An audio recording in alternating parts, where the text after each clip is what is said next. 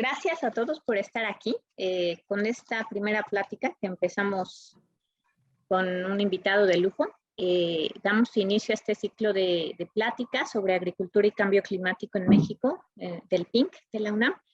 Serán 4 pláticas, intentamos escogerlas para abordar este tema, pero desde diferentes puntos de vista, ¿no? Tanto Guillermo como la doctora Eichel, que será en 2 pláticas más, nos van a hablar de impactos desde el punto de vista más biofísico, ¿no? La evidencia dura, digamos, de qué posibles impactos hay o se han evidenciado en cuestiones agrícolas, y Guillermo va a ir un poquito más allá de las cuestiones agrícolas. Vamos a tener un invitado del CIMMYT, nos va a mostrar una visión más institucional acerca de qué proyectos se están haciendo para trabajar directamente con agricultores en estrategias con cambio climático, temas bastante controversiales sobre semillas mejoradas o no, que esperemos que sí nos hable de eso.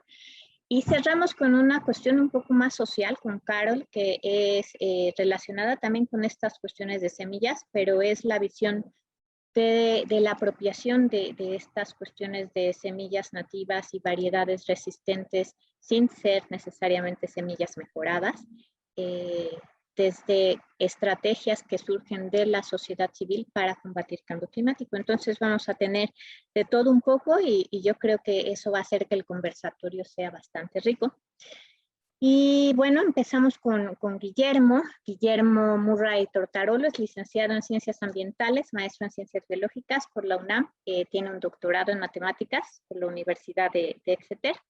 Se ha enfocado en analizar un montón de cosas, es para mí un placer platicar y trabajar, que espero en el futuro, pero platicar con él no se cierra en un solo tema, ¿no? Van a ver que él sabe de un montón de cosas. Y en esta área más de cosas ambientales, que también hace cosas de divulgación, se enfoca en ver qué impactos tiene el cambio climático en sistemas socioecológicos que incluyen agricultura, ganadería y también cosas bien interesantes que no son tan trabajadas de cómo influyen estas cuestiones de cambio climático en aspectos sociales como la migración. Y él, bueno, es investigador del Instituto de Investigaciones en Ecosistemas y Sustentabilidad de la UNAM, allá en Morelia. Y pues es un excelente amigo y compañero, entonces te dejo la palabra. Gracias, Guillermo. Gracias, Almita, qué bonita introducción. Es para mí un placer estar aquí. Gracias a Miral Pink por la invitación, a Rubén por el apoyo técnico y a todos ustedes y por acompañarnos, ¿no? Y platicar. Entonces, la presentación dura como una media hora. Pensé en dejar suficiente tiempo para preguntas. Creo que esos temas siempre dan para platicar un montón. A mí normalmente me gusta que me interrumpan y si esta plática fuera en vivo, pues les diría conforme vayan saliendo preguntas y ya las vamos haciendo, pero con estos formatos siempre es más complicado, entonces mejor si quieren al final dejamos un buen espacio para preguntas y vamos platicando y de los diferentes aspectos. Hoy les voy a platicar de un montón de cosas, creo que está interesante, sobre todo centrado en los impactos del cambio climático en México, ¿no? En la producción de alimentos en México y lo que eso puede significar para la sociedad mexicana en términos de bienestar. Entonces, déjenme empezar a compartir mi pantalla. ¿Me podrían avisar nada más si ya se ve mi presentación? Sí, sí se ve. ¿Sí? ¿Y me puedes avisar si sí se ve cuando cambio? También, sí se ve. Perfecto. Bien, gracias, Alma. Entonces, hoy les voy a venir a platicar un poquito sobre los impactos del cambio climático en seguridad alimentaria y bienestar humano en México. Ahí les dejo mi correo. Me da un montón de gusto recibir preguntas y comentarios y demás. Entonces, con toda confianza, me pueden escribir para hacerme cualquier comentario, cualquier aclaración o cualquier pregunta. Trato en general de contestar lo más rápido que puedo. Y siempre para mí es un gusto colaborar y compartir ideas y sensaciones y pensamientos. Entonces, con muchísimo gusto a quien me quiera escribir, ahí está. Entonces, un poco antes de hablarles directamente de los impactos del cambio climático en México, a mí siempre me gusta generar el contexto, ¿no? De qué significa el cambio climático actual. Y yo sé que como ustedes son la mayoría de alumnos de licenciatura y posgrado, seguramente esto ya lo super saben y a lo mejor hasta lo saben mejor que yo, pero aún así creo que es bueno el retomarlo y el recordarlo, ¿no? Entonces, cuando pensamos en el clima en la Tierra, al menos en los últimos 500 millones de años, que es posiblemente la parte más importante para la vida, ¿no? Hace 470 millones de años surgieron las plantas terrestres, pues más o menos, ¿no? Se configuró la vida de una forma muy parecida a la actual. Lo que hemos visto es que el clima ha oscilado de manera súper importante, al menos en términos de temperatura, como lo muestran los núcleos de hielo, ¿no? O lo muestran los sedimentos de polen en los lagos, o lo muestran los corales, o los anillos de crecimiento de los árboles, aunque es un poco menos de tiempo. Hemos visto una oscilación térmica que va pues de casi 5 grados menos a lo actual, hasta 15 grados más de lo que tenemos actualmente, ¿no? Y disculpen que esté en grados Fahrenheit, no encontré uno en grados centígrados, pero 50 son más o menos 10 y 90 son más o menos 30, 32. Entonces, la Tierra ha oscilado entre 10 y 32 grados centígrados en términos de temperatura promedio, y actualmente estamos por ahí de 15. Bueno, estábamos antes de los seres humanos alrededor de 15, ahorita ya la Tierra ha aumentado en un grado, en 16, y si seguimos como vamos, pues las posibilidades son que aumente entre 2 y 8 grados. Veo muy difícil que ya logremos permanecer por debajo de los 2 grados, aunque los esfuerzos internacionales por tratarlo pues siguen estando ahí. Y el peor escenario, digamos que si nos valiera y no hacemos nada, pues puede significar hasta 8 grados de aumento, ¿no? Ah, sí, que tú eres de Chihuahua. Y acercarnos a lo que fue el último calentamiento masivo y rápido, que fue la transición del Paleoceno al Eoceno. Bueno, entonces siempre digo, bueno, pues si hemos tenido toda esta oscilación térmica, la vida ha estado ahí, ¿por qué nos preocupa? Y para entender por qué nos preocupa hay que dar un paso atrás sobre cuáles son los grandes motores de la variación térmica de nuestro planeta. Entonces hay básicamente tres grandes factores que controlan el clima planetario, y no me voy a clavar mucho más allí. A quien le interese después con mucho gusto podemos platicar, pero son la incidencia de la radiación solar modificada por la intensidad del brillo lumínico del Sol, y la órbita terrestre. La órbita cambia debido al jalón gravitacional que generan otros planetas como Júpiter y Saturno. Entonces tiene tres grandes oscilaciones a través del tiempo: 100.000 años, 40.000 años y 20.000 años. Se conocen como los ciclos de Milankovitch. Entonces, el primer gran cambio es un cambio desde el universo, desde el sistema solar. Y los otros dos factores son los factores intrínsecos de nuestro planeta. En primer lugar, básicamente el color, que es el albedo, es cuánta radiación, de la radiación que incide, cuánta se regresa debido al color del planeta. Y esto ha sido particularmente importante en términos del hielo, porque el hielo, al ser blanco, rebota el 90% de la radiación incidente al espacio, y eso hace que la Tierra se enfríe, y ha generado procesos de enfriamiento importantes, de glaciaciones, en las que como tienes hielo te enfrías, y como te enfrías tienes más hielo, entonces se empieza a congelar. Y ha habido varios momentos en la historia del planeta en que la Tierra se congela en su totalidad, conocidos como la Tierra bola de nieve. Entonces, bueno, el albedo es un factor particularmente importante a escala de todo el planeta, de cuánta radiación puede llegar. Y finalmente el último, que es el que nos interesa, el que estamos centrados sobre todo ahorita, que es el cambio en las concentraciones de gases de efecto invernadero. Es lo que hacen el vapor de agua, el metano y el dióxido de carbono, principalmente, aunque son un montón de otros gases, es rebotar de regreso a la superficie terrestre la radiación de onda larga. La radiación llega con forma de onda corta, se regresa, estas moléculas lo absorben como radiación de onda larga, bailan y la regresan de vuelta a la superficie terrestre calentándola. Sin esto no tendríamos agua líquida, ¿no? El efecto invernadero es un efecto natural de nuestro planeta que permite la existencia de la vida y la existencia del agua líquida, pero los seres humanos justamente estamos empujando las concentraciones de estos elementos, modificando entonces el balance radioactivo del planeta. Una cosa que a mí me gusta un montón es poner esto en contexto, y si lo vemos en términos absolutos, déjenme nada más hago chiquita la ventanita del Zoom para poder verlo yo también. Si lo vemos en términos absolutos, el cambio antropogénico climático es nada. Llevamos 1 grado, cuando mucho, no, bueno, un poquito más de 1 grado ya, si contamos de 1850, comparado contra, bueno, 17 grados de variación que ha generado el Sol, 12 grados de variación que generan los ciclos de Milankovitch, como 8 o 9 grados que fue el incremento térmico durante la transición del Paleoceno-Oceno. Entonces, Cuando no decimos en términos absolutos para la vida, pues no es nada, ¿no? Hemos registrado cambios mucho más fuertes en términos de magnitud total. En lo que sí no hemos visto esto es en la velocidad a la que las cosas cambian. Y aquí es donde el cambio antropogénico es preocupante. Entonces, siempre diré yo que el problema con el cambio climático generado por los seres humanos no es la magnitud, es la velocidad. Cuando comparamos la velocidad de cambio con otros momentos, entonces, pues sí, son 10 veces más grande al menos, ¿no?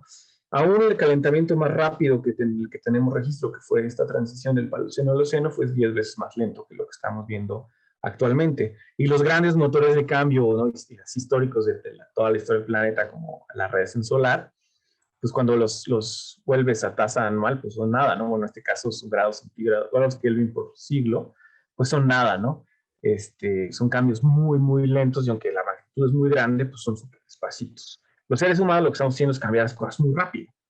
Y esto, pues, tiene un serio problema, porque, y ahora regreso para poder volver a verlos, la vida y los ciclos climáticos están acoplados. Entonces, a lo largo de la historia de nuestro planeta, la tasa de cambio climática y la tasa de cambio evolutiva estaban básicamente a la par. Y eso permitía que la vida, pues, se adaptara a los cambios en las concentraciones climáticas. La velocidad a la que estamos modificando ahora no permite que muchas cosas se adapten. Eso sobre todo pensando, bueno, en seres pluricelulares, ¿no?, plantas y animales grandes, ¿no? A los microorganismos les va a valer el cambio climático, como les valió mucho antes, y seguramente van a estar aquí mucho tiempo después que nosotros. Entonces, el riesgo real de este cambio es sobre todo para nosotros como seres humanos. Y en particular, es un riesgo serio para nuestra producción de alimentos. La agricultura, como la conocemos, como la desarrollamos, surgió en los últimos 10, 15 mil años en el Holoceno, que es una época súper estable en términos climáticos. De hecho, yo creo que ha sido lo más estable en términos de toda la historia de nuestro planeta. Venimos saliendo, ¿no? El último glaciar máximo fue hace 21,000 años, que fue cuando los seres humanos cruzaron el estrecho Bering, y de ahí se da el descongelamiento de los polos, ¿no?, y de la mayor parte de la superficie terrestre, y de ahí tenemos un clima bien bonito y bien estable y bien predecible, y eso que nos permite, pues, desarrollar la agricultura. Y uno ve bien clarito cómo empieza la estabilidad climática del Holoceno hace 12,000, 13,000 años, y en ese momento empieza, ¿no?, la domesticación del maíz, la domesticación de las calabazas, del trigo, la domesticación del arroz, todos bien así, separados por muy poco tiempo, ¿no? Y durante estos 10,000 años en los que ha evolucionado nuestra agricultura, pues el clima ha sido súper estable, y de eso dependemos. Si tú piensas en las milpas dependen de que llueva de mayo a octubre en cantidades predecibles, que la canícula no dure más de 2 semanas, y si tenemos cualquier modificación a esto, tenemos inmediatamente una disminución en la producción de alimentos, con lo que eso implica para la gente que depende de ello. Entonces, yo diría que el riesgo potencial más grande del cambio climático, fuera de los impactos así directos que te matan, como los huracanes o las ondas de calor o las nevadas, el cambio, como nuestro sistema general de vida, es el impacto que puede tener sobre la producción de alimentos. Y ahorita les voy a platicar un poco sobre el caso de México. Antes, creo que es importante dar un poco de la teoría de qué significa el cambio climático en términos de las variables climáticas. En realidad, y esto es que me parece que es importante porque hay de repente mucha confusión alrededor, cuando pensamos en cambio climático, estamos pensando al menos en 3 tipos de cambios que pueden suceder de manera simultánea o no, y cada uno tiene efectos bien diferentes. Entonces, imaginémonos, esta es la distribución de probabilidad de cualquier variable a lo largo del tiempo. Por ejemplo, podemos tener precipitación en nuestro eje X perdón, la precipitación en el eje Y y los meses en el eje X, ¿no? Sabemos que, por ejemplo, en enero no llueve, en febrero tampoco, llegamos a las épocas lluvias, ¿no? Agosto, septiembre, mucha lluvia, y después otra vez noviembre, diciembre, no tenemos nada. Entonces es la distribución de la precipitación a lo largo del año, pero también puede ser la distribución de la temperatura o de cualquier variable climática de interés. En general tiene una distribución normal a lo largo del año, y sobre esa distribución normal ocurren al menos 3 tipos de cambio. El primero es cuando el clima empieza a moverse por completo en términos de la distribución. ¿A qué me refiero con eso? Si tú tenías que la temperatura normal de un año era esta, ahora en la raya puntuada se ve la nueva temperatura. Para enero, febrero, marzo, junio, diciembre, cuando quieras, la temperatura es mayor. Tienes un cambio neto en el promedio de tu variable. Estos cambios son particularmente importantes en el largo plazo. Esos son los cambios que les llamamos las tendencias de largo plazo. Esos son los que uno ve en el reporte del IPCC como 2090 a 2100 comparado con 2090 a 2000, ¿no? O algo así. Entonces tienes esta comparación de final de siglo contra principio de siglo, y en realidad lo que estás viendo es este cambio en los promedios, que es el resultado de un movimiento en las medias de espacio. Y vamos a ver por qué es importante separarlos, porque luego os voy a platicar cómo uno puede visualizar cada uno de estos y después cómo uno puede visualizar los impactos. El segundo tipo de cambio, y me olvidé decirles que cuando me emociono suelo hablar muy rápido, entonces por favor, si empiezo a hablar muy rápido, me avisan para irme más despacio, o si está confuso alguno de las cosas que estoy diciendo, con gusto nos podemos detener y platicar, ¿no? El segundo tipo de cambio es el cambio que se da sobre la variabilidad de la variable a lo largo del año. Entonces, tú, por ejemplo, puedes tener que llueve lo mismo en el año. Si tú mides la lluvia anual todos los años, resulta que es la misma, pero no está lloviendo igual en términos de en qué meses llueve o cómo llueve. Y eso es bien común, sobre todo en precipitación. Lo que empezamos a ver es muchos eventos de precipitación extrema hacia ambos lados. Tenemos sequías más intensas o meses secos que duran más tiempo y meses lluviosos más intensos. Lo mismo ocurre para la temperatura. Empezamos a ver más extremos térmicos de ondas de calor o de ondas de frío. Entonces, la segunda, que es el incremento en la variabilidad, que normalmente lo vemos en la literatura como eventos climáticos extremos. Entonces, estas son las. La última parte, y yo creo que es la menos estudiada y es particularmente importante para la producción de alimentos, es el cambio en la simetría, que tiene que ver con cómo cambia la estacionalidad de nuestras variables. Sobre todo con lluvia, es muy sencillo de entender. Puede que no cambie cuánto llueve en el año, puede que ni siquiera cambie los meses, los eventos extremos, así sigue lloviendo 3 días con muchísima lluvia, 3 días de sequía a lo largo del año, pero en lugar de empezar a llover en mayo, empieza a llover en junio, en lugar de dejar de llover en octubre, empieza a llover en noviembre. Y eso es bien perjudicial para la agricultura temporal, porque la agricultura temporal, particularmente el maíz, es un juego de cuándo empiezo a plantar. Entonces uno tiene que estar viendo, bueno, cuándo empiezo a plantar, cuándo ya va a llegar el agua. Y si tú plantas mucho tiempo antes de que empiece a llover, las plantas se mueren, las plántulas se mueren. Si te tardas, entonces la época de crecimiento no te alcanza.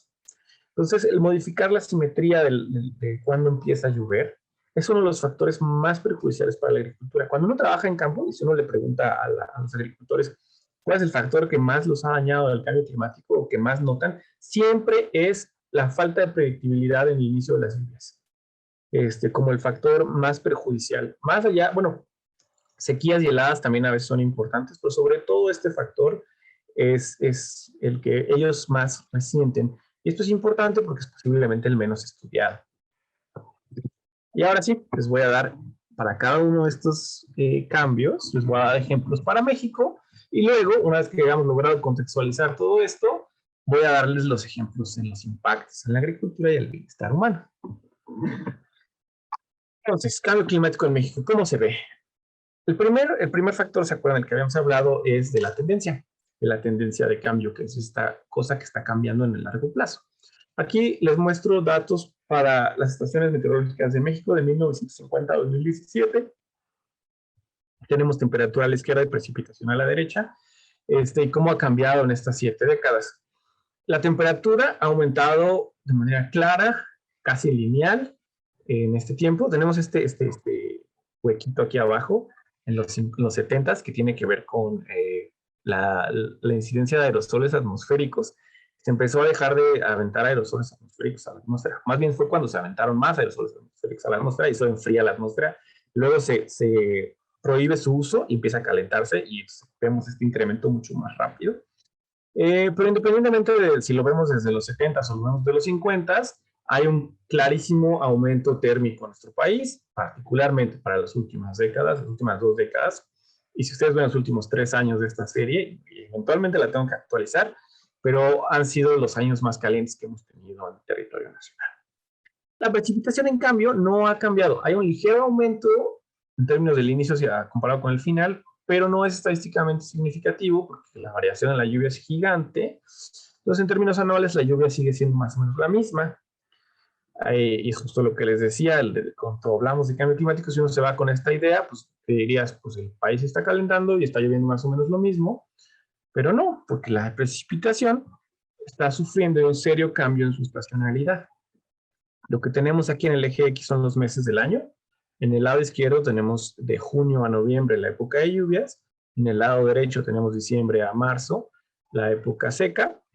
Y en el eje Y tenemos el balance hídrico, que es la precipitación más de evapotranspiración potencial, que simplemente te dice cuánta agua disponible va a haber en el territorio nacional.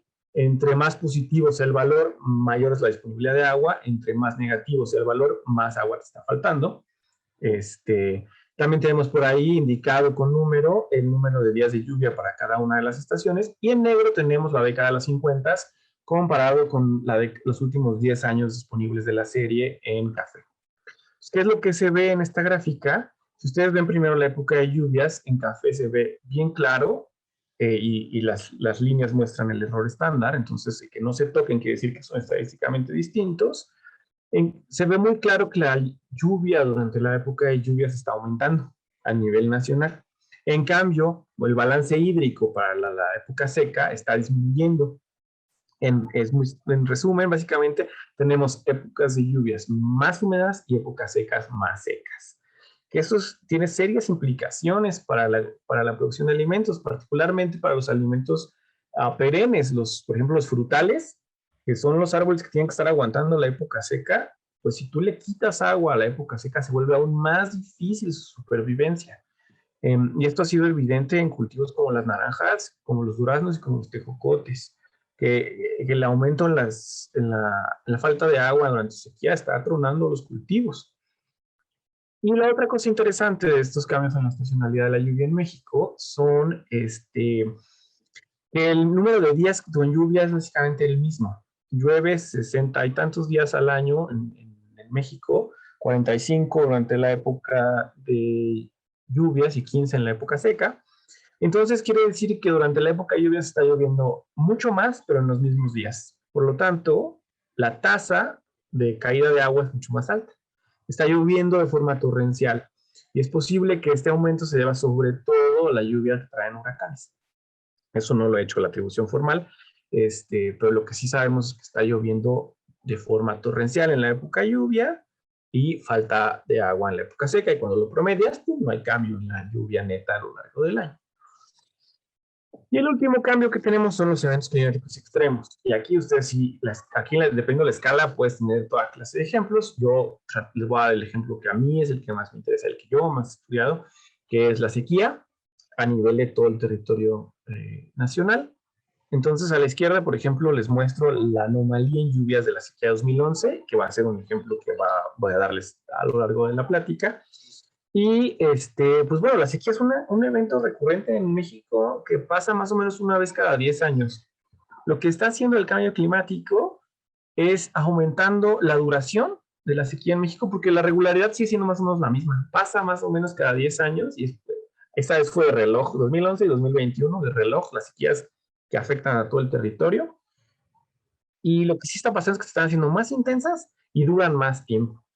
Si uno compara las de las últimas décadas con las de hace 30, 40 años, y me faltó aquí mostrar los datos, pero es muy interesante ver que, bueno, es uno de los grandes efectos del cambio climático para México, es el que nos estamos enfrentando a la falta de agua de repente de golpe. Este año fue súper evidente, no sé si se acuerdan a inicios de año, la falta de agua que hubo, el Cutzamala estaba ya al 20%, aquí en Michoacán, que es donde yo estoy, la producción de aguacates cayó de forma impresionante, creo que disminuyó en 40%, debido justo a la fuertísima sequía que tuvimos en Michoacán. No hemos salido de la sequía, ya estábamos pero todavía seguía marcado como sequía. Entonces, bueno, la sequía tiene efectos súper fuertes sobre la producción de alimentos. La de 2011, ahorita les voy a mostrar, duró todo el año, tronó todos los sistemas de producción del país. La de este año, por ejemplo, fue súper mala para la ganadería, porque fue una sequía de secas. A la agricultura temporal medio que no la afectó, porque ya para cuando empezaron las siembras, llegaron las lluvias este año a tiempo y ha llovido más o menos bien durante toda la época de lluvias. No ha sido muy terrible para la producción de agricultura temporal, pero para la ganadería este año fue espantoso en términos de pérdidas de cabezas de ganado, cabras y demás. A quien le interese, creo que vale la pena en su momento sentarse a analizar los datos para ver cómo se compara lo que pasó en 2011 con lo que pasó este año. Entonces, bueno, una de las cosas más preocupantes con la sequía es la posibilidad de recurrencia a futuro. Aquí tenemos, les muestro dos escenarios. En el eje X están los años, en el eje Y está la precipitación comparada con lo que pasó en 2011 a nivel nacional. Tenemos el escenario 2.6 y tenemos el escenario 8.5 del IPCC anterior. Ya está el nuevo y ahora ya no se llaman RCPs, ahora se llaman SSPs. Y lo que vemos es que en el mejor escenario, en el más buena onda, en el 2.6, que dudo mucho que caminemos ya hacia allá, la sequía, la recurrencia de la sequía sigue siendo más o menos la misma. Si ustedes ven el número de barritas que tenemos aquí, para los 100 años son 10, sigue siendo una vez cada 10 años, no nos va tan mal, pero para el peor escenario, las cosas son espantosas, ¿no? La recurrencia de la sequía se vuelve anual hacia finales del siglo. Y digo, siguen siendo modelos y particularmente los modelos del IPCC no reflejan muy bien los huracanes, entonces a lo mejor no están tomando en cuenta todo el agua que puede entrar por eventos de este tipo, pero aún así es de preocuparse pensar que los pronósticos para México son un aumento en la recurrencia e intensidad de las sequías, con todo lo que eso implica para los sistemas de producción de alimentos. Y ahora sí, ya que les platiqué el contexto, les di un poco la teoría que hay detrás del cambio climático, los tipos de cambio que podemos esperar y cómo se ven en México. Les voy a platicar los impactos ya registrados que vemos en México. Pero vamos a hablar primero de las tendencias. Cuando pensamos en tendencias, la primera investigación que hice al respecto fue pues, el cultivo que más me interesa, el cultivo más importante para nuestro país, pues el maíz. La cosa con el maíz, este es solo maíz de temporal, porque el maíz de riego tiene otra respuesta al clima. El maíz de temporal tiene una relación, la correlación con la lluvia, precipitación anual es del 90%. O sea, tú básicamente puedes predecir cómo va a ser la producción de maíz de temporal sabiendo cuánto va a llover un año. Es impresionante lo dependiente que es de cuánta agua cae y que caiga en forma estable y predecible. Entonces, basado en estas ideas, se puede pronosticar muy bien qué va a pasar en el futuro. Y aquí les muestro 4 escenarios de rendimiento de maíz a nivel municipal en 2100 comparado con 2006 y cómo podría cambiar la producción de maíz de temporal, perdón, el rendimiento. En rojo se ven lugares en los que tienes pérdidas en rendimiento, disminución de rendimiento, y en verde aumento del rendimiento. Entonces, para el mejor escenario, el 2.6 no nos va tan mal. De hecho, el cambio en rendimiento es positivo. Casi cero, ¿no? 0.05%, casi cero, pero positivo. Y en el peor escenario, en el 8.5, nadie se salva de la disminución del rendimiento. Y estamos hablando de una pérdida aproximada de 1 millón de toneladas al año, que equivale al 10% de toda la producción de maíz de temporada. Todo lo que se implica para la enorme cantidad de población que depende de él. El último estimado es que más o menos, al menos 20 millones de mexicanos todavía dependen de la agricultura temporal como parte de su estilo de vida, de su livelihood. Es así bien lineal el asunto aquí, conforme el calentamiento climático, el calentamiento global y el cambio climático son más extremos, la pérdida es mayor, ¿no? Y va aumentando casi linealmente el pronóstico de sequía y con eso también la disminución en la producción de maíz temporal. Lo interesante también es ver las áreas, ¿no? A las que les podría afectar. Entonces, muy posiblemente la parte noreste de México, que no tiene una producción de maíz temporal muy alta, pues no le va a afectar demasiado a este cultivo en particular, pero la parte centro de México, ¿no? Ahí sí es donde nos preocupa, ¿no? Oaxaca, por ejemplo, que es la zona de domesticación de las variedades silvestres, pues ahí es donde es particularmente preocupante este tipo de cambios.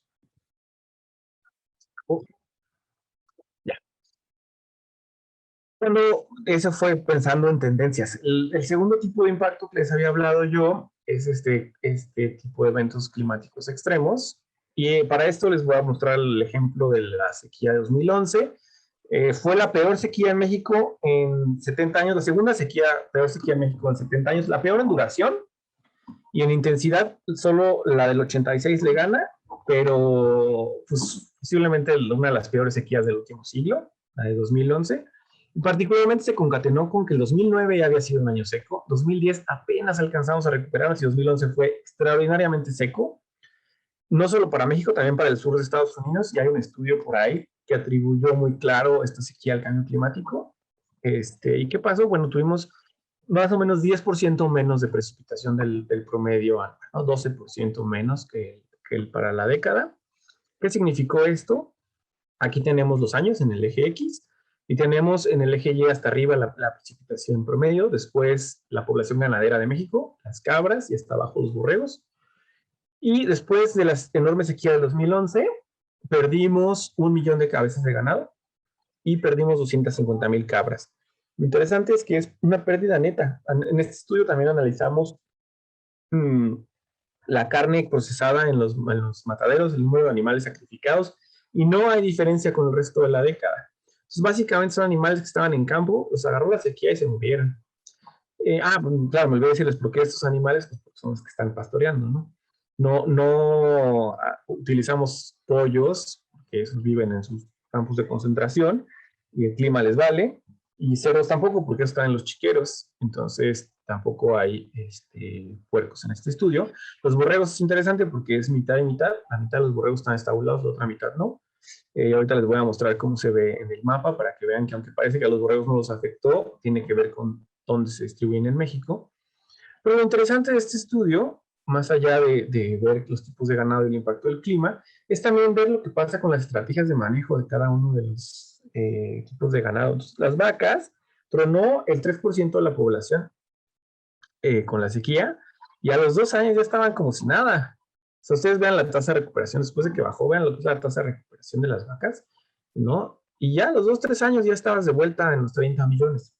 Es bien interesante el número de las 30 millones de vacas porque desde el 1980 tenemos más o menos esos 30 millones de vacas a nivel nacional y no ha cambiado. Yo tengo la hipótesis de que el clima los mantiene ahí, pese a que hemos metido más dinero, pese al cambio en los fertilizantes, en los tipos de manejo, sigue habiendo 30 millones de vacas. Tenemos estas sequías, baja, perdemos ganado y luego a los par de años ya se recuperó.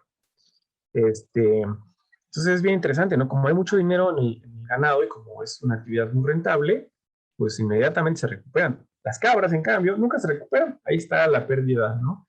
Perdimos 250,000, que también más o menos equivale al 3%, y nunca se recuperaron. No he hecho la extensión de esta figura, en algún momento creo que va a ser interesante, sobre todo agregando 2011, y a lo mejor también si hay datos hacia atrás, 2005, que fue un año ligeramente seco, y ver cómo estuvo, pero el punto es que las cabras, por cómo se manejan y por cómo se utilizan, nunca se recuperan. Los borregos parece que les hubiera valido, pero ahorita les voy a mostrar que no es cierto. Entonces, una cosa es verlo a nivel nacional y otra cosa es verlo espacializado. Entonces, hasta a la izquierda tenemos cómo fue la anomalía en lluvia, cuánto menos llovió, y pues como ven es todo el territorio nacional, excepto Baja California y unos pedacitos del sur, que se ve también muy claro en los animales. La segunda figura es la anomalía en las poblaciones ganaderas a nivel estatal, luego para los cabras y luego para los borregos. Entonces, a las vacas fue a las que peor les fue. Estados como Zacatecas llegaron a perder el 27% de su producción, no de la producción, del número de animales que estaban. Se murieron por la sequía. A las cabras el número máximo es como 18%, y a los borregos, como les decía, les va re mal en casi todo el territorio, excepto en el centro de México. Y eso tiene que ver con que son justo los borregos que están estabulados, y son los borregos que están en los bosques templados de Hidalgo y el Estado de México. Y entonces ahí la sequía no fue tan fuerte. Entonces, por esos dos estados se salvan de la población de borregos nacional. Pero si hubiéramos dividido la gráfica, la parte norte y la parte sur, hubiéramos visto muy clara el decremento también en la población de borregos en la parte norte de nuestro país. Esta sequía es particularmente interesante como para estudiarla como un evento puntual de golpe al sistema de producción de alimentos. Y no solo fue la ganadería. es una figurita que hice para un artículo de divulgación, pero me gusta porque es bastante clara. Entonces, la sequía de 2011 disminuyó en 20% la producción de maíz temporal, 19% la producción de pasturas y se disminuyó en 12% el área total de agricultura temporal cultivada.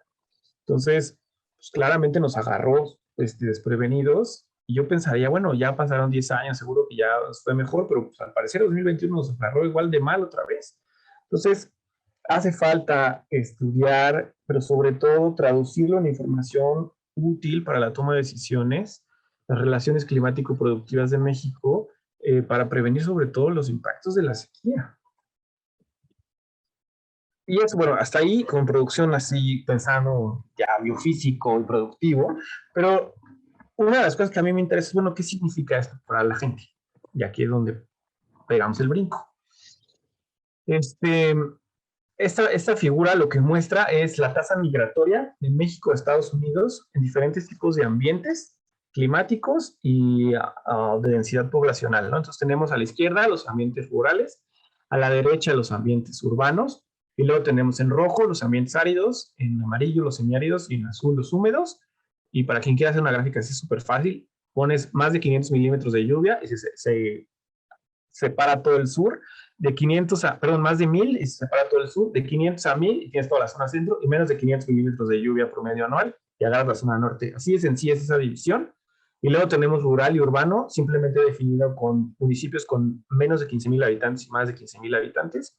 Y tenemos la tasa de migración durante 1970 a 2009, que es cuando hay datos disponibles, en bolita y es porcentaje, ¿no? Por ejemplo, en el ambiente rural árido, 40.45% en promedio es la tasa migratoria a Estados Unidos durante todas estas 4 décadas. Y con la flechita, ese punto 89, por ejemplo, son los años secos de esas décadas. Elegimos los 4 años más secos de esas 4 décadas, entonces el año más seco de cada década y promediamos las tasas migratorias para compararlas con el promedio de todo. ¿Y qué se ve? Pues es súper claro que durante los años secos las tasas migratorias aumentan. Para algunos lugares, como los ambientes rurales, se duplican, para los ambientes húmedos se quintuplican, pero lo que es súper interesante, si ustedes ven el número, ese punto 89, quiere decir que durante años secos, en ambientes rurales áridos, la tasa migratoria es casi del 1%, o sea, 1 de cada 100 personas migra ese año. Entonces, pues claramente hay una relación entre la sequía, estos eventos extremos, y un aumento en la tasa migratoria durante esas 4 décadas. Será muy interesante después analizar qué pasa ya en la última década, que los controles migratorios de Estados Unidos se han puesto mucho más fuertes. O sea, a lo mejor los factores políticos empiezan ya a modificar estas relaciones, pero será interesante ver si, por ejemplo, con la sequía de 2011 también vemos estos picos migratorios o no. Y se ven un montón de cosas. Esos datos son datos de una encuesta que se hace en México del INEGI, pero también los vemos, por ejemplo, en las aprehensiones que se dan en el Border Patrol, ¿no? En la patrulla fronteriza de Estados Unidos, también tienen datos anuales y también se ve muy claro que en los años secos hay muchas más aprehensiones. Y a la derecha, en esta red de araña, tienen, nada más les muestro cómo cambió la producción de temporal durante algunos de estos años secos. Y entonces, pues para todos es menor que el promedio de la década. Hay cosas increíbles, como en el 86, la producción de calabazas es 3% comparada con el resto de la década. O sea, ese año no produjo México calabazas porque se las llevó la sequía. Y ahí, bueno, me faltó 2011, que les vengo y platique, pero no había datos todavía. Va a ser interesante después también agregarlo. Pero entonces hay una relación entre sequía, disminución en la producción de alimentos, falta de oportunidades para quedarte en tu país e irte, ¿no?, a Estados Unidos, al menos en estas 4 décadas. Entonces, la concatenación de eventos a mí me parece súper interesante y te lleva a que si logras, pues, disminuir el impacto que tiene el cambio climático, pues también disminuyes el malestar social y este tipo de fenómenos. Hay otra cosa súper interesante de estos datos que les voy a mostrar y es una alumna mía de maestría que está analizando el mismo fenómeno que les mostré, pero por género. Entonces, a la izquierda les muestro el porcentaje de migración durante un año normal, el promedio de la serie, los 40 años, y a la derecha el promedio por género, el porcentaje, perdón, por género, durante un año seco. Entonces, durante toda la serie, de cada 4 migrantes, 3 son hombres, 1 es mujer. Y cuando tienes un año seco, casi 9 son hombres y 1 es mujer, ¿no? Por cada 10. Entonces es bien interesante pensar también este tipo de fenómenos. O sea, no solo se trata de que la gente migra, pero ¿quiénes son los que están migrando? ¿Quiénes son los que se quedan? Entonces la sequía lleva un aumento de la migración a Estados Unidos, pero lleva un aumento sobre todo de hombres que se van de sus hogares, ¿no? Con todo lo que eso implica también para los que se quedan, en términos de violencia y otro tipo de fenómenos. Y bueno, mi alumna va a seguir estudiando también cosas como la distribución por edad, y creo que también son interesantes. Entonces hay un montón de estas relaciones climático, productivo, humano, que a mí me parecen súper interesantes y que llevan entonces a poder incidir muy claro en el bienestar social a través de generar información útil para la toma de decisiones. Y todo lo que les mostré hasta ahorita es mi investigación propia. Todas las figuras, todos son resultados de lo que hemos hecho en el laboratorio, pero les quería platicar que no es lo único. Y les cuento un poquito de impactos en otros aspectos del bienestar humano. Me dio risa que Alma me dijo que les iba a presentar la parte biofísica de más biofísico, y yo dije, chin, yo me clavé un poco más ahora con la parte social, que es lo que he estado trabajando más. Pero hay cosas bien interesantes. Por ejemplo, hay un estudio hace un par de años en Nature Climate Change que mostraban muy claro que los máximos térmicos de verano están relacionados con tasas de suicidio en México y Estados Unidos. Y entonces que si tú aumentas en 1 grado la temperatura de verano, aumenta, no me acuerdo qué porcentaje, pero casi se duplicaba la tasa. Y no importaba si estabas en ambientes secos o estabas en ambientes húmedos o si estabas en ambientes calurosos o fríos, había un aumento en la tasa de suicidios en México y en Estados Unidos debido a tener veranos más calientes. A escala local, también hay evidencias de que la sequía lleva a un aumento en la deserción escolar, sobre todo en chavos de prepa. La hipótesis de los autores es que conforme tienes una disminución en la producción de alimentos y en el ingreso para la casa, pues no les queda de otra más que irse a trabajar. Eso va a ser interesante probarlo a nivel nacional. En su momento es uno de los trabajos que sigue, que a mí me interesa, ver si también vemos este tipo de impactos, ¿no? O sea, la sequía lleva a que menos jóvenes estudien, puede ser también interesante. Y hay otras cosas que hay poca evidencia, sugerida por la literatura, sugerida por otros países, o porque parece que los datos están relacionados, pero por ejemplo, parece que también los aumentos térmicos en las ciudades llevan a aumentos en la violencia doméstica, a los accidentes automovilísticos, a un aumento de los accidentes automovilísticos. Esto está relacionado con máximos térmicos, pero también con granizo. Hay evidencia de que el aumento en las granizadas también lleva a problemas de choques. Y recientemente salió uno sobre problemas de fertilidad. Ahí hay 2 cosas interesantes con los embarazos. Uno, hay un estudio de Ecuador que muestra que las inundaciones, los niños que nacen en años de inundaciones son más violentos que los que nacen cuando no. Es muy interesante el estudio. Y también hay un estudio que muestra que está dando una reducción en la fertilidad masculina debido al aumento en la temperatura. Entonces, conforme aumenta la temperatura ambiental, aumenta también la temperatura genital, y con eso está una disminución en la producción de espermas.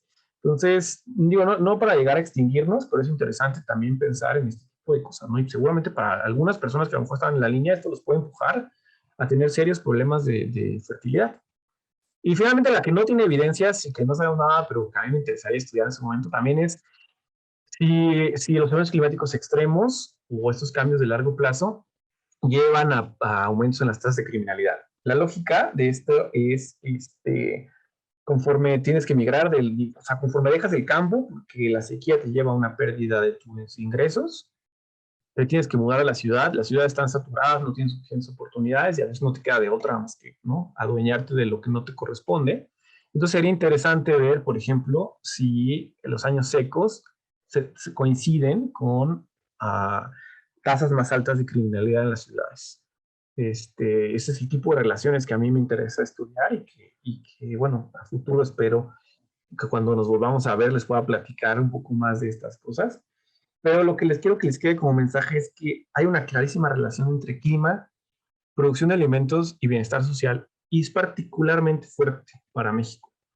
Y que aún no acabamos de entender todos los aspectos, pero que si logramos incidir en proteger a los agricultores y a la gente que depende directamente del agro, de la sequía y de los eventos extremos, seguramente vamos a disminuir los impactos en el bienestar humano.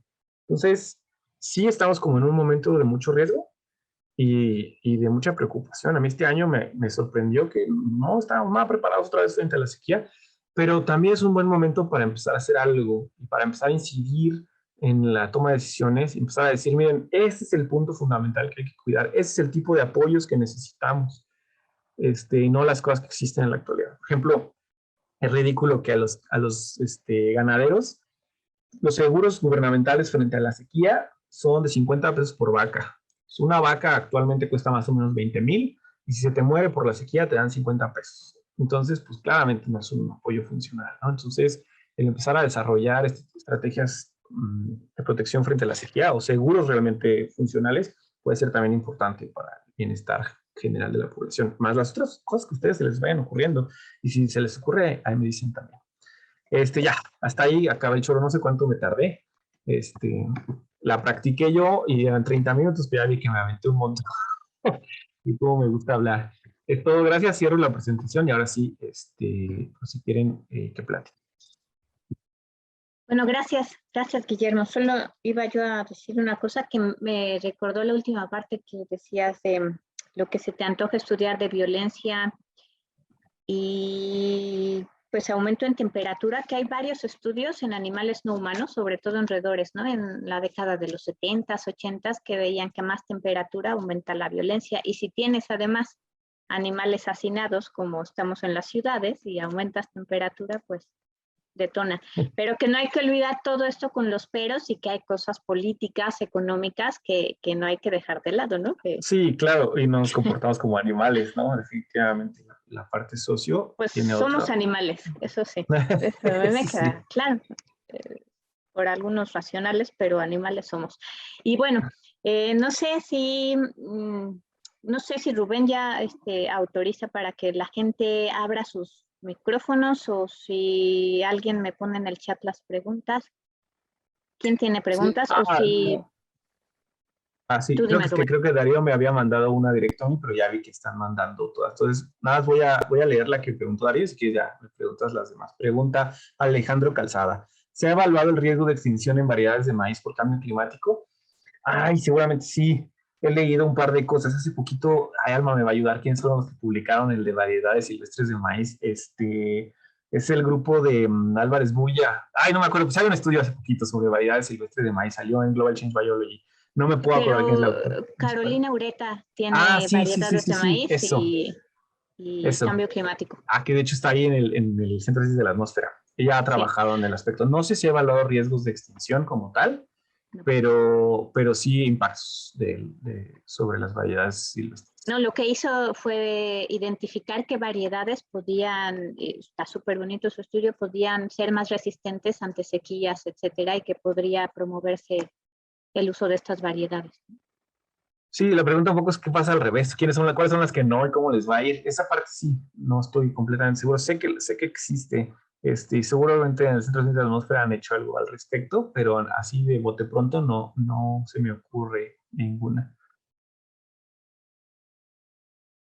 Hay dos preguntas en el chat, te las leo, Guillermo. Dice, Sí, bueno, te felicito, está muy interesante y te preguntan cuál es la fuente de tus datos meteorológicos más recientes posteriores al 2015.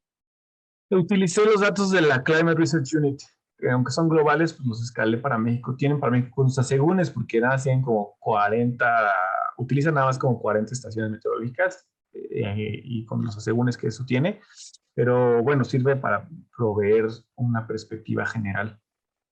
Entonces, esos sí están abiertos al público. Entonces, son siempre interesantes como background para comparar. La Climate Research Unit, los datos de CRU versión 4.1, creo que es la que está ahorita, 4.2. Y otra pregunta de Pedro Marín Carrera dice, si hiciéramos una gráfica pastel, ¿qué tanto influyen las condiciones climáticas en la producción de alimentos frente a las grandes producciones agroindustriales, desperdicio de alimentos, especulación de precios y abandono en el campo? Ah, qué buena pregunta, ¿no? Al final es que sí, la producción de alimentos tiene un montón de cosas, ¿no? O sea, porque un poco es pensando en toda la cadena de suministro, la producción es solo el principio. Entonces, también pensamos que hay otros pedazos, ¿no? Transporte, y luego está venta y consumo, y en cada uno de esos pedazos hay pérdidas. No tengo ni idea de cuál es la contribución de cada uno de estos, o si es estable en el tiempo, ¿no? Que esa es un poco también la parte más complicada. Este, seguramente para algunas cosas, como maíz de riego, pues sí, seguramente las grandes compañías dictan lo que está pasando, pero para otras cosas como maíz temporal dudo mucho que ahí tengan tanta influencia como la tiene el clima, porque es directamente los pequeños productores. Para otras cosas como el aguacate, y sí tengo datos más así tangibles, la parte de la especulación de precio es lo más importante de todo, porque eso sí los puedes cortar cuando quieras. Esos maduran hasta que tú los cortas. Entonces, ahí sí es durísima la parte de especulación en términos de determinar cuánto se cosecha y cuánto se vende. Este, pero sí, claro, o sea, al final yo solo estoy mostrando la perspectiva de producción, pero hay que pensar siempre cuando uno analiza la parte de producción de alimentos y alimentos en general en la cadena completa de suministro, y hay un montón de pedacitos ahí. La parte de transporte también es bien fuerte para, por ejemplo, berries, hasta 30% de la producción de berries se pierde en el transporte, porque se mayugan, nadie las quiere. Entonces, sí, sí me parece que o sea, no puedo decir un pie para todo en general, pero uno podría pensarlo para diferentes cultivos y creo que sí sería interesante verlo para también poder proveer soluciones directas para cada tipo de cultivo, ¿no? La siguiente dice, pregunta si has escuchado, ay, espera, es que apareció otro y se me perdió. De la transición forestal, lo que platica en agricultura también se está presentando en el sector forestal.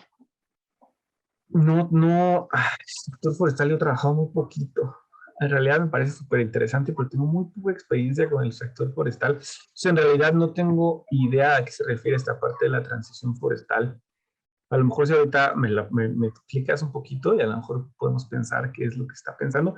Pero en general sí hay un cambio lento hacia la visión de sistemas agroforestales, silvopastoriles, en que se integran muchos más elementos a la producción. La idea de monocultivo, sobre todo para los pequeños productores, empieza cada vez, me parece, que empieza cada vez a ser menos atractiva. Y la gente con la que yo he trabajado aquí a los alrededores de Michoacán, sí ha habido una transición hacia el pensar ya no solo en un cultivo, pero hacia sistemas agroforestales. De repente te permite entender distintas opciones según cómo viene el año. Ahora, esos son algunos, porque solo son la minoría, porque aquí en Michoacán el aguacate es así un monstruo, ¿no? Entonces, te diría, no, sí estamos yendo hacia allá, pero a lo mejor si vemos los datos totales, en realidad no tanto, ¿no? Y pregunta Elizabeth Montoya, dice, es muy común que el impacto del cambio climático se exprese en términos del impacto de los eventos extremos relacionados con la sequía, mientras que también tenemos ejemplos del otro extremo. ¿Qué tanto se ha estudiado el impacto de inundaciones? Ah, claro. Inundaciones es el otro impacto fuertísimo.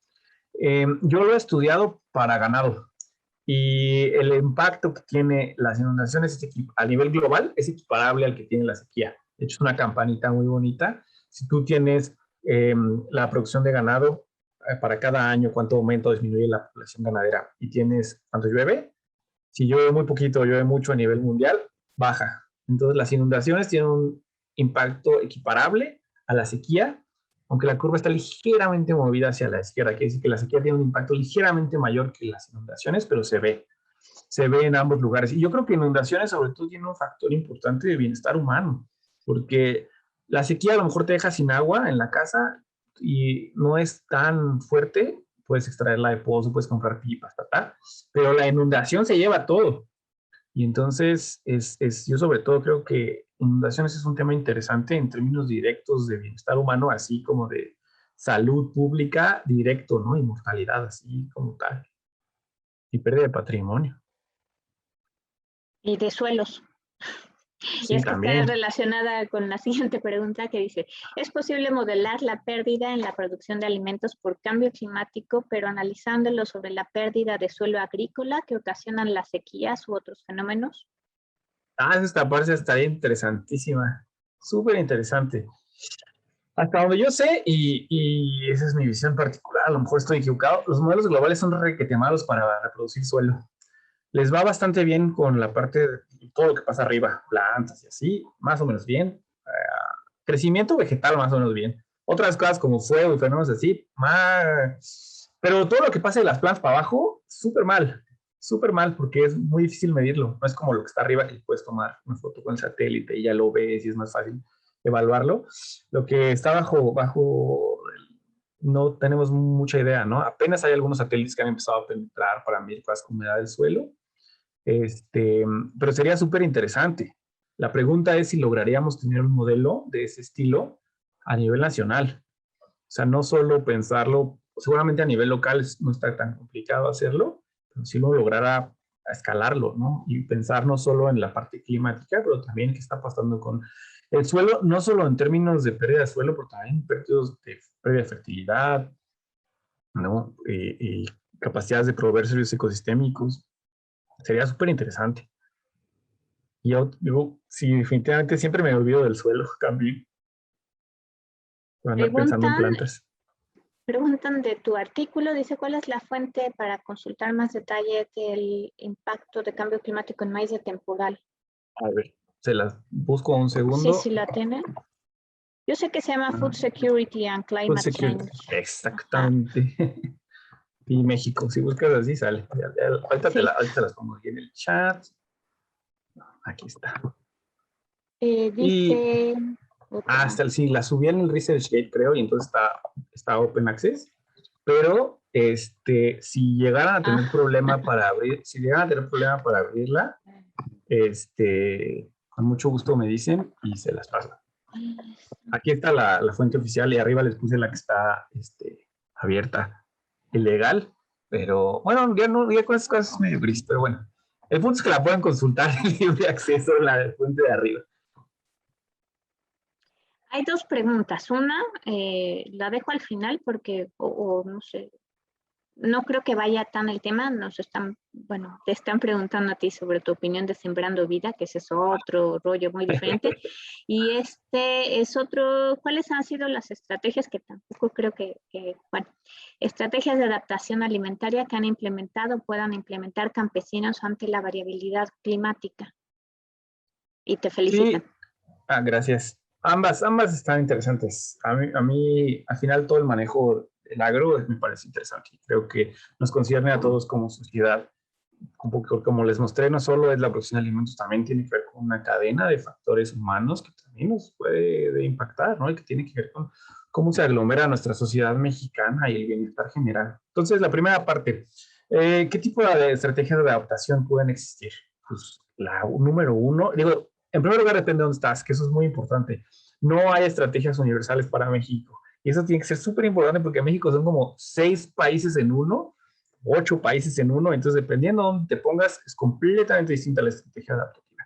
Pero si tuviéramos que decir una gran estrategia adaptativa, el policultivo como la número uno, yo es algo como así, yo siempre nunca entenderé esta parte, pero para mí el monocultivo tiene mucho sentido cuando tienes grandes extensiones de tierra plana, y puedes producir hacia lo salvaje.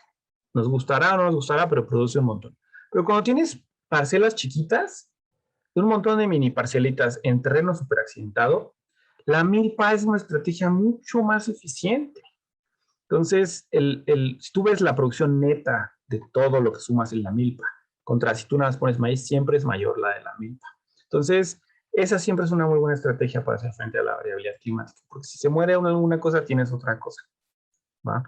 Y la otra, pues definitivamente es el uso de semillas mejoradas, no transgénicos, no estoy diciendo transgénicos, porque nos metemos unos rollos bien complicados, pero sí existen otro tipo de programas en el que puedes escoger variedades de semillas que aguantan más o menos la sequía. Y eso va a ser importante dependiendo en qué región del país estés y los pronósticos de lluvia que existan. Ya tenemos un montón de herramientas. Digo, está este Atlas de Cambio Climático en México. Tiene un chorro de herramientas para, a ver, en mi municipio, ¿qué me va a pasar? Entonces, a partir de ahí, pues empezar a pensar qué es lo que voy a poner. Y yo siempre estoy pensando siempre en cultivos anuales, pero pues para los perennes también existe ese mismo tipo de estrategias. O sea, en lugar de poner aguacates que van a acabar con el agua si llega la sequía se muere, pues planta naranjas que aguantan un poquito más, o planta tejocotes que aguantan un montón la sequía. Planta una mezcla de cosas. Y la otra pregunta, lo de Sembrando Vida, o sea, más allá de la parte política, me dices que no he visto nada, pues que yo no he visto nada, o sea, porque en realidad no, yo también he visto nada, porque en realidad no sé si ya existe. Más allá del papel y de que lo vamos a hacer, yo no he visto que haya mediciones, ni explicaciones, ni datos. Entonces es muy difícil decir, bueno, ¿qué puede pasar con esto? ¿O qué le puede pasar al cambio climático? Si sirve de algo, si ni siquiera en realidad sé si existe o no como tal. Y ahí a lo mejor me pueden ayudar si alguno de ustedes ha visto algo de esto, pero yo en lo personal no he visto nada. Y en algún momento también era una de mis ideas, pues evaluemos el proyecto Sembrando Vidas de la parte de carbono y ver cuánto lograríamos mitigar. Pero pues no, yo no he visto ni los polígonos, ni dónde, ni qué variedades. Y a lo mejor solo es mi desconocimiento, pero sin esos datos para mí es muy difícil decir, ah, sí, puede ser bueno, puede ser malo, puede ser bueno aquí, podría ser útil de tal forma. Bueno, yo ahí tengo, hasta donde sé no existe información oficial. Sé que hay unas asociaciones civiles que hacen estudios forestales y de biodiversidad que están intentando a toda costa obtener los datos porque no hay oficiales. Entonces, y sé que en la región del Usumacinta estaba habiendo vuelos, eh, pero desde los privados y estas ACES, ¿no? Ya que no hay Ajá. información y hasta dónde, pero hasta que no se haga cuantitativamente el estudio, pues se va a saber si había aumentado los cambios de uso de suelo por este programa, ¿no? Sí, Ahora claro. que se vaya a hacer pues un estudio con datos más rigurosos, pues espero que sí, Ojalá. porque sería necesario, ¿no? Pero Porque no siempre sabemos nada. entender que por más árboles que siembres, no son bosques, ¿no? No son ecosistemas, son sistemas manejados, ¿no? Sí, Hay y que aclarar. no, y aunque pusiéramos bosques, y pusiéramos bosques en todas partes del mundo, incluidos los polos, no alcanza a mitigar el cambio climático. Es una parte que para mí es siempre importantísimo. Hubo en el IPC del 91, hay un ejercicio de eso. Corrieron los modelos y pusieron bosques en todas partes, hasta donde no había forma de crecer árboles. Y aún con todos los árboles en todos lados, no mitigas el cambio climático. No hay manera, o sea, no es, por sí solo no es una estrategia así neta, así panacea. Se tiene que Y, conjuntar con otras cosas, ¿no? Y eso si y yo fuera de creo que bosque, ¿no? con esta, cerramos por el tiempo, y que se relacionaba con lo que decías de agroecología, dice Pablo, ¿qué tan posible es indagar cuantitativamente el beneficio ambiental que podría ocurrir al realizar prácticas agroecológicas? Pregunta si conoces algún índice, indicador o modelos de simulación. Aquí en mi instituto, aquí en el IES en Morelia, hay un laboratorio bien grandote que se llama agroecología y hacen ese tipo de cosas. Una de las prácticas más comunes y que ahora está súper de moda, antes se llamaba servicios ecosistémicos y era súper bueno como marco para evaluar ese tipo de cosas, y ahora le cambiaron el nombre y se llama Nature Contribution to People, ¿no? Las contribuciones de la naturaleza a las personas. Y así lo puedes evaluar. Tú puedes evaluar cosas como contaminación del suelo, diversidad biológica, no solo de las cosas que plantas, pero de las cosas que llegan a tu sistema. Así, también hay un marco que me gusta mucho, que es el marco MESMIS, de la gente de aquí de bioenergía, que tienen un marco en el que se evalúan diferentes aspectos de la producción, en el que tienes la producción como un elemento, ganancia económica, pero tienes un montón de otras cosas. Entonces, sí, claro que hay forma de analizar índices de sustentabilidad, si lo queremos llamar así. Y probablemente el marco Mesmi sea el primero que me viene a la mente, pero las Nature Contribution to People ahorita están súper de moda y están mostrando ser bastante útiles para proveer información relevante, es decir, este sistema contribuye más o menos, por esta razón. Pues ya, creo que eso es todo. Y si me salté, perdón, si me salté las preguntas, pues tienen el correo de Guillermo, por favor. Puedo escribir aquí en el chat, por si alguien me quiere preguntarlo. Había una de simetría, bueno, alguien me preguntó algo de la simetría, pero sí ya se perdió entre las miles de preguntas. A quien haya sido, con toda confianza, por favor, mándenme un correo. No nos da tiempo acá de contestar todo. Ahí está mi correo nuevamente. Les reitero, para mí siempre es un placer platicar con quien sea y discutir ideas. Además de que siempre aprendo, ¿no? Y siempre me hacen pensar en cosas que no había pensado, como en el suelo o el sembrando vida, que luego me acuerdo, luego ya no me acuerdo. Entonces siempre es bueno platicar. Entonces, con toda confianza, escríbanme. Para mí será un gusto recibir sus correos. Si no hay más, pues nada, les deseo bonito día. Pues gracias, excelente, como dice aquí Harold y varios otros, excelente presentación. Gracias, Guillermo, y pues nos oímos.